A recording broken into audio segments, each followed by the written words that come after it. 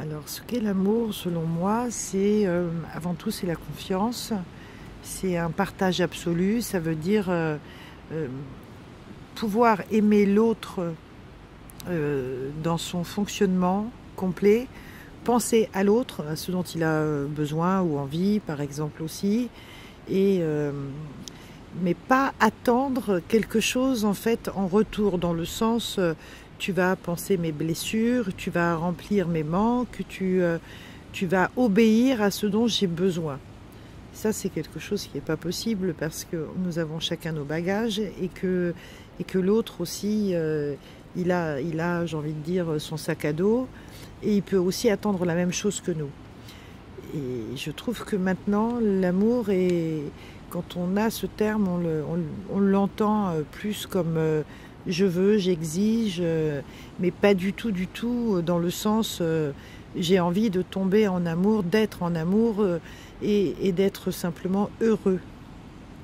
Être en amour, c'est faire une balade, être à deux, partager des choses, c'est être sur la même longueur d'onde, mais toujours et tout le temps. Et surtout s'occuper mais instinctivement, j'ai envie de dire, hein, du bien-être aussi de l'autre. Pas que de prendre l'énergie, de vouloir, de toujours tirer les choses à soi. Le début d'une histoire, c'est toujours idyllique et on est toujours sur la même longueur d'onde. Pour une raison simple, en fait, les gens ne se rendent pas compte, mais en fait, on fait une vente, quoi. Donc, on se met en vitrine et on fait tout pour attirer l'autre, pour se vendre, pour que le produit plaise, pour que on soit aimé, qu'on soit choyé, pour plaire dans le sens, tu vois, je suis capable de te plaire et de te séduire et de te charmer, et je vais y arriver parce que de toute façon j'ai besoin de telle et telle chose, donc je fais en sorte que ma vente soit complète de façon à ce que tu me donnes ce que je veux, ce dont j'ai besoin. Voilà. L'homme et la femme font ça, hein, parce qu'on est dans un circuit de consommation. Donc forcément, on se met en vitrine. Donc on est vraiment très inconsciemment dans une vente. Se vendre pour se caser, se vendre pour obtenir, se vendre pour se réparer, se vendre pour avoir des enfants. Il y a tout un tas de possibilités comme ça, mais quoi qu'il advienne, malheureusement, au départ, c'est souvent ça.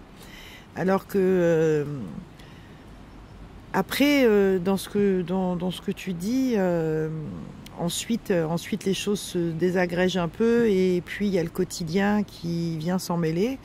Bah oui, parce qu'on peut pas être commercial toute une vie. À un moment donné, le naturel, il revient à grand galop. Et avec tous les pactages que ça comporte, j'ai fait suffisamment, je te donne suffisamment, tu ne me donnes pas ce dont j'ai besoin. Alors déjà, à la base, l'homme et la femme, de toute manière, ils ne pensent pas, ils ne réfléchissent pas de la même façon, déjà. Donc, il faudrait que les hommes aient un petit manuel sur les besoins de la femme et son langage, et vice-versa. Donc, il y a d'ailleurs une pièce de théâtre qui est très connue, Les hommes viennent de Mars, les femmes de Vénus. Franchement, moi, je la trouve géniale, parce que c'est tout à fait ça, quoi. On n'a pas le même langage, les mots ne veulent pas dire la même chose. Et puis après, tu me dis que les femmes se plaignent. Donc là, j'ai envie de dire les femmes et les hommes aussi, sauf que les hommes sont plus discrets et du coup ils en parlent moins, beaucoup moins.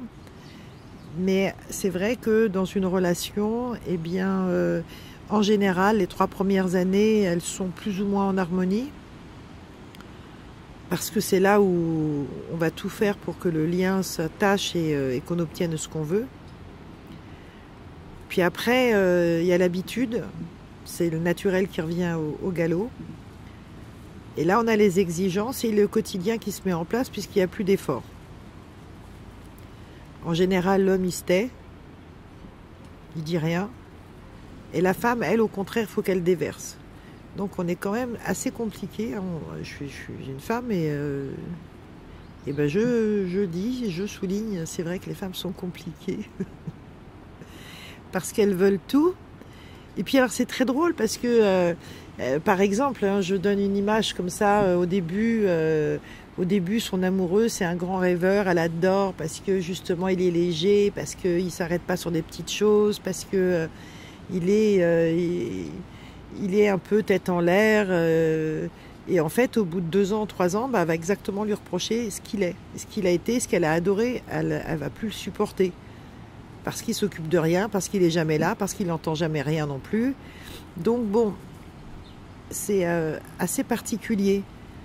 On va parler des célibataires endurcis qui ont célibataires ou divorcés, ou en tout cas des gens qui ont eu des expériences auparavant qui ont été un peu lourdes. On avait donc des personnes qui sont un peu éteintes, en souffrance ou traumatisées, choquées d'un passé ou de plusieurs passés, et qui ont décidé de faire le tri et de se dire voilà, ça j'ai connu, je n'en veux plus. Maintenant, je veux un homme qui soit drôle, présent, généreux. Moi, je connais personne, je connais aucune femme qui n'ait pas envie de tout ça, en fait. Hein.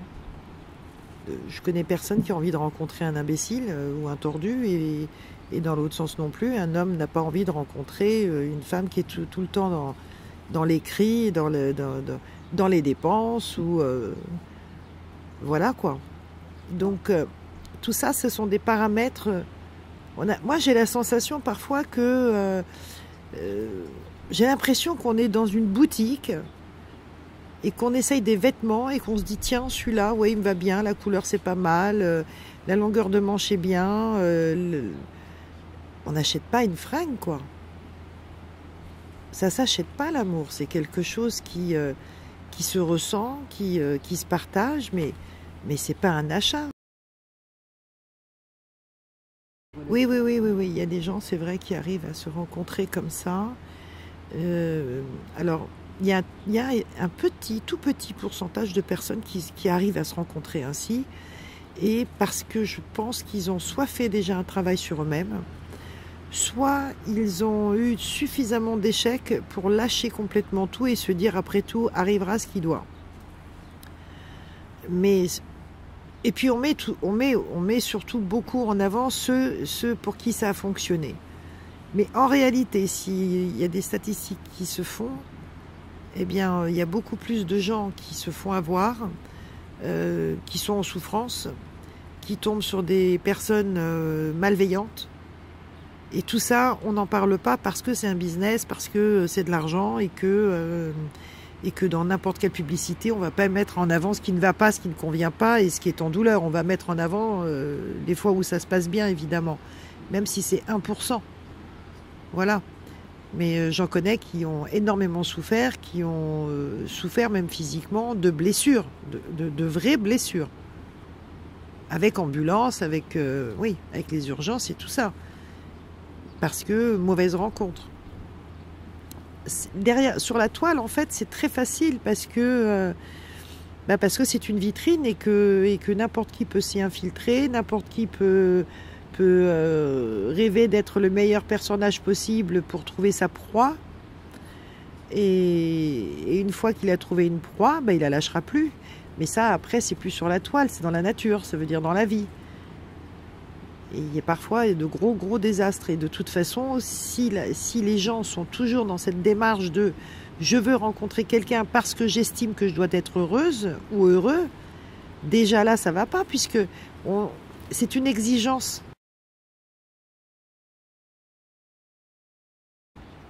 Ça passe par l'intuition. Quand on rencontre quelqu'un, quoi qu'il arrive, à la seconde où on le croise, ou même, j'ai envie de dire, à la première phrase, il y a vraiment une émotion, il y a vraiment une intuition qui vient nous dire oui ou non. Alors c'est vrai que cette intuition, c'est pas non plus un parchemin de non parce que, juste n'y va pas. Ou tout simplement quelque chose de très très fort, mais furtif, qui dit non, non, non. Il faudrait être suffisamment fort et confiant pour suivre cette intuition, parce qu'elle ne se trompe jamais. Il y a les rencontres, en fait, qui sont des rencontres d'un temps passé, ça veut dire d'un ex-mari, par exemple, qu'on a pu connaître dans une vie passée. Alors oui, effectivement, on va ressentir quelque chose. Oui, on a la sensation de le reconnaître et de le connaître tout court. Effectivement, parce qu'on l'a déjà connu. Mais à partir du moment où on sent qu'il ne faut pas, ou qu'il y a quelque chose qui nous dit non, c'est pas pour rien. C'est parce que tu ne vas pas retourner dans le même schéma. Tu ne vas pas recommencer les mêmes erreurs. Et pourquoi il se retrouve là? Il se retrouve là parce qu'il y a peut-être des choses qui n'ont pas terminé, qui n'ont pas essuyé, gommé ou tout simplement ligaturé, parce que c'est vraiment le terme, et qu'on se les remet devant soi pour que en face, dans la chair, et ça veut dire vraiment sur le plan humain, on se dise au revoir. Il y a aussi ceux qui se rencontrent avec cette même sensation de le connaître, donc de reconnaissance, mais avec un manque. On se dit tiens, c'est bizarre, je le connais, je suis bien avec, on rigole, il y a plein de choses qui vont merveilleusement, mais sur le plan intime, ça ne fonctionne pas, ou on n'est pas très à l'aise, ou ça prend du temps avant de démarrer, ou c'est un flop total, quoi qu'il arrive. Et ça, c'est parce qu'en fait, on tombe sur un frère ou sur une sœur. Il y a énormément de gens qui sont en couple avec un ex-frère ou une ex-sœur. Au niveau de l'âme. Au niveau de l'âme, au niveau d'un passé, bien sûr, d'une autre vie, quoi. Et bon nombre, d'ailleurs, le sent et s'en accorde parce que, comme on disait tout à l'heure, mieux que de vivre seul, soyons accompagnés tout court. Donc oui, on vit comme des colocataires. On a les mêmes réactions parce qu'on vient de la même famille du passé. Donc, mais dans ce cas, il faut se dire que sexuellement, ça ne pourra pas le faire, quoi. Ça ne pourra pas aller. Et ça ne va jamais. Alors moi, j'ai un cas là qui me vient à l'esprit, que j'ai très bien connu. Ils se sont rencontrés comme ça et ils se sont mariés sans pouvoir entrer dans l'intimité parce qu'ils ne pouvaient pas. Et ça a duré 7 ans. Durant 7 ans, donc de mariage, impossible d'avoir une relation. Donc de temps en temps, il arrivait quand même que le mari il ne puisse plus supporter, donc il passait à l'acte. Et donc ça s'appelle un viol. Et de là est née une petite fille. Et ça a été une catastrophe parce qu'après elle a voulu fuir son mari, ça veut dire pas dans le sens prendre ses affaires et partir, mais travailler suffisamment pour ne pas le voir souvent, s'arranger pour déjeuner à l'extérieur ou dîner, enfin bon, en tout cas s'occuper pour ne pas être avec lui, jusqu'au jour où ils se sont rendus compte que c'était plus possible et qu'ils étaient devenus complètement étrangers dans le sens pas d'amour, pas couple, rien quoi, que uniquement parents d'une enfant qui est dans une souffrance terrible parce que la grossesse s'est faite d'un viol, donc avec de grosses difficultés pour éduquer la petite. Et du coup, ils ont fini par comprendre qu'ils étaient frères et sœurs et ils ont divorcé. Ça a pris quand même à peu près 15 ans. Tout ça parce qu'intimement, ça n'allait pas dès le départ et que la femme... Ils pouvaient pas s'entendre vraiment. Ça ne collait pas. Passion, c'est quoi une passion? La passion, c'est quelque chose qui ne dure pas, on est d'accord. J'ai envie de dire l'amour universel, mais on va tomber dans une compréhension d'amour sans intimité, donc c'est pas ça non plus. Mais la passion, en général, elle dure à peu près 3 ans. Ça veut dire qu'on rencontre quelqu'un, on ressent des choses très très fortes, on va le goûter, on va le consommer. Et puis en fait, comme un plat, quoi, quand on a très très très faim, et puis à un moment donné, le plat il se termine et on en fait le tour et c'est un feu de paille et ça redescend. Puis un jour on se regarde, on se croise et il n'y a plus d'envie parce que ça s'est consommé. Voilà, ça c'est souvent ce qui se produit. Et d'ailleurs, dans les statistiques, encore une fois, 3 ans, 5 ans, 9 ans, voilà, ce sont des ponts où ensuite on se sépare parce que l'incompréhension arrive. Après, il y a tellement de possibilités. Il y a par exemple des rencontres qui se font sous une très très forte énergie et ça se met pas en place. C'est très compliqué. Soit l'un des deux est marié, soit l'un demande à l'autre de rester au stade de la maîtresse ou de l'amant. Et on se dit c'est l'homme de ma vie. En fait, c'est pas vraiment ça. Parce que quand c'est vraiment l'amour, tout glisse. Tout est extrêmement facile, extrêmement simple, et les choses se mettent en place et s'installent vraiment sans aucune difficulté. Aucune. Il y a donc des gens, des personnes qui passent toute une vie pensant qu'ils ont rencontré l'homme ou la femme de leur vie, et en fait, ils sont en parallèle de leur vie. Il y a l'autoroute et la nationale. Il y en a énormément. On va prendre un cas classique très simple que tout le monde connaît, c'est l'homme qui a une relation avec sa secrétaire et qui ne veut pas divorcer parce qu'il est marié depuis très longtemps, qu'il a 4 enfants et qu'il y a des biens en commun et donc un aspect financier aussi. Et que voilà, il n'a pas l'intention de se séparer de sa femme. Donc il demande à sa maîtresse de patienter, mais de patienter 20 ans, 30 ans, en tout cas le temps dont il en aura envie. Et elle, aveuglée par l'amour qu'elle pense partager, elle dit oui. Et elle passe à côté de sa vie, et donc elle passe à côté de la rencontre phénoménale qu'elle pourrait faire. Quelque chose qui est difficile, il faut lâcher tout de suite, c'est que c'est pas bon.